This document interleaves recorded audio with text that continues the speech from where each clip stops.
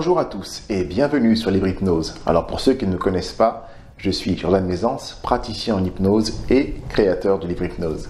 Depuis maintenant plusieurs années, j'accompagne les personnes qui m'en font la demande et je les aide avec l'hypnose à atteindre leur objectif en termes de mieux-être et de développement personnel. Et aujourd'hui mes amis, je vais faire une vidéo sur un sujet qui est très délicat, qui est très important. Donc si vous voulez commenter ou partager, je vous demande de bien rester jusqu'à la fin de la vidéo, parce que vous comprenez bien ce que je veux dire par là. Ce sujet, c'est un peu quelque part ce qu'on pourrait appeler les rechutes. Alors c'est quelque chose qu'on peut voir parfois chez les personnes qui, par exemple, ont arrêté de fumer avec l'hypnose, qui sont plutôt redevenues non-fumeuses pendant un certain temps, parfois quelques mois, parfois quelques années, parfois même 30 ans. Et à l'occasion de je ne sais quel événement, elles ont eu une rechute. Moi, je préfère plutôt dire une reprise de la cigarette. C'est quelque chose qui peut arriver, notamment à cause des changements de vie, à cause des mal-être moraux. Finalement, on ne se sent pas très bien. On va reprendre un peu des choses qui avant nous faisaient du bien, des changements de situation également. Et puis, une baisse de motivation dans leur arrêt. Alors la baisse de motivation, ça sera surtout sur des arrêts qui sont récents.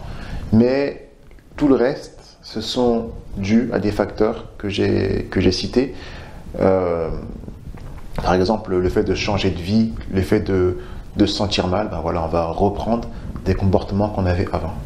Et ça, ben on peut le voir non seulement pour la cigarette, mais pour tous les comportements qui sont un peu addictifs, hein.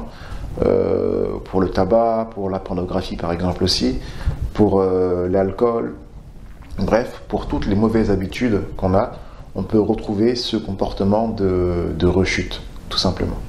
Alors ce que je veux dire dans cette vidéo, qui est très important, c'est que quelque part la rechute fait partie du processus en fait. Quand vous allez retomber, même si ça fait des années que vous n'êtes plus fumeur, que vous n'êtes plus alcoolique, enfin, les alcooliques ne sont jamais plus alcooliques d'ailleurs, j'en reparlerai tout à l'heure, ben, il va falloir que vous soyez vigilant. Et si vous rechutez, ça fait partie également du processus. D'ailleurs, il y a un modèle qui est très utilisé, c'est le modèle de Prochaska et Dick Clement, qui explique que chaque changement, surtout appliqué aux addictions, comporte plusieurs étapes. La première étape, c'est la pré-contemplation. C'est-à-dire qu'on voit qu'on a un problème et qu'on aimerait pouvoir changer le problème. Deuxième étape, c'est la contemplation. On regarde bien où on en est et on cherche un peu à voir où il y a des choses qui peuvent nous aider. Ensuite, vous avez l'étape de la détermination. Donc là, on est prêt à passer à l'action. On est déterminé à changer notre problème. Ensuite, vous avez la phase d'action. Ben, ça va être par exemple, vous êtes fumeur et vous faites l'action d'aller voir une personne pour vous aider à arrêter de fumer, ou ben, vous arrêtez par vous-même de fumer. Après la phase d'action, vous avez la phase de maintien, donc qui va durer un certain temps, voilà, plus ou moins long. Et juste après la phase de maintien, vous avez la rechute. La rechute qui fait donc partie du processus. Le but du jeu, quand on va vouloir arrêter une addiction, on va vouloir arrêter une mauvaise habitude, c'est que la phase de maintien dure le plus longtemps possible entre la rechute et le maintien.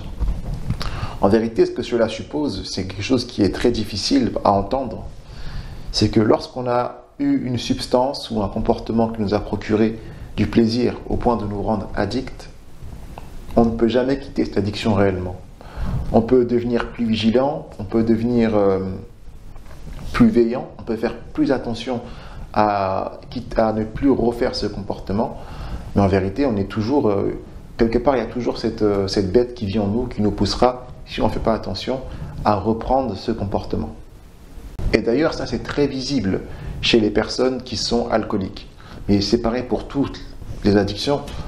Moi je me rappelle quand j'étais en études en fac, je faisais un mémoire sur les personnes alcooliques, donc j'ai dû apprendre toutes les théories, toutes les thèses dessus, surtout celle de Marlat.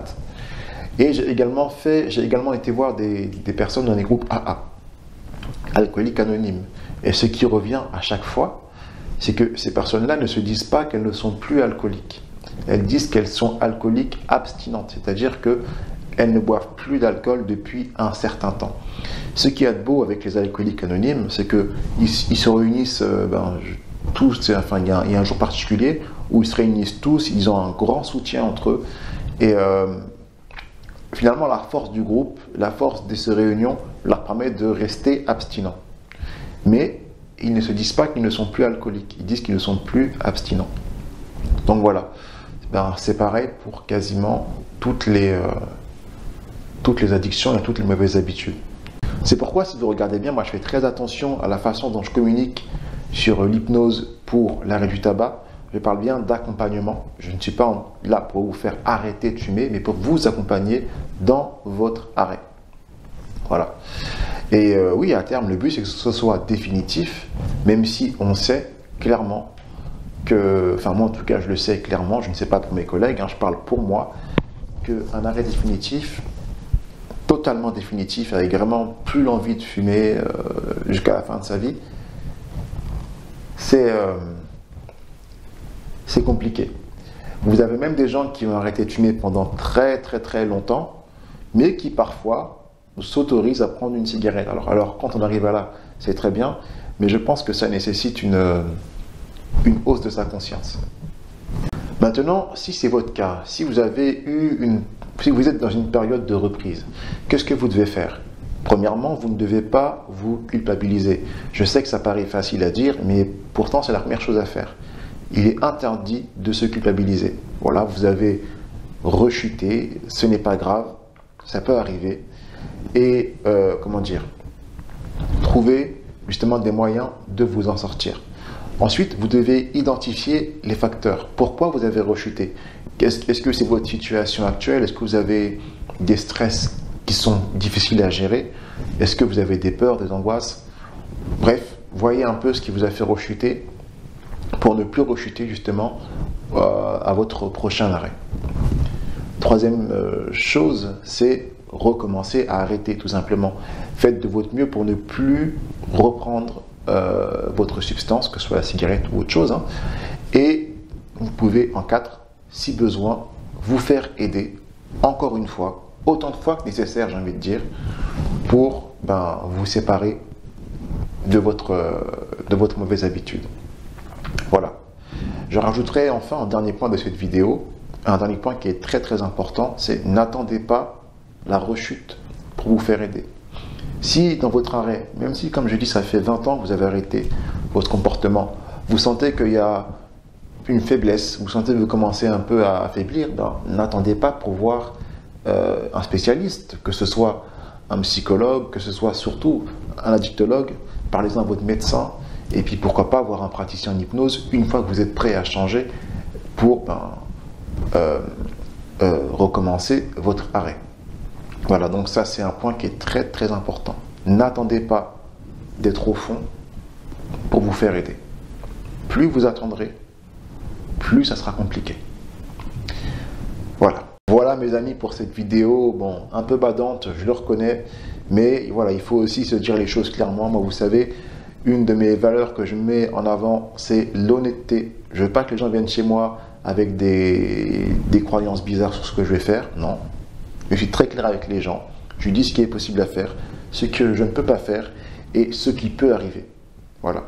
En tout cas, si vous souhaitez travailler avec moi sur vous débarrasser de mauvaises habitudes ou sur autre chose, je serai ravi de pouvoir vous aider. Je vous mets tous les liens dans la description. Et quand même, pour finir sur une note un peu plus positive, je mets aussi l'article, je mettrai dans les commentaires que vous pourrez voir, qui explique finalement comment maximiser les chances de se sortir d'une mauvaise habitude. Et vous verrez que ce que j'explique à l'intérieur, c'est vraiment pour sortir d'une mauvaise habitude totalement. En vérité, il faut changer tout son environnement. Mais bon, je vous laisse lire l'article, vous pourrez comprendre plus facilement ce que je veux dire par là. Je vous remercie d'avoir regardé cette vidéo, j'espère qu'elle vous a plu, qu'elle vous aura aidé à en apprendre plus sur l'hypnose et peut-être même sur vous-même. N'hésitez pas bien sûr à liker, partager, commenter, ça me fera toujours plaisir de voir que mon travail vous plaît. Et ben voilà, il ne me reste plus qu'à vous dire à très bientôt sur Libre Hypnose. Ciao.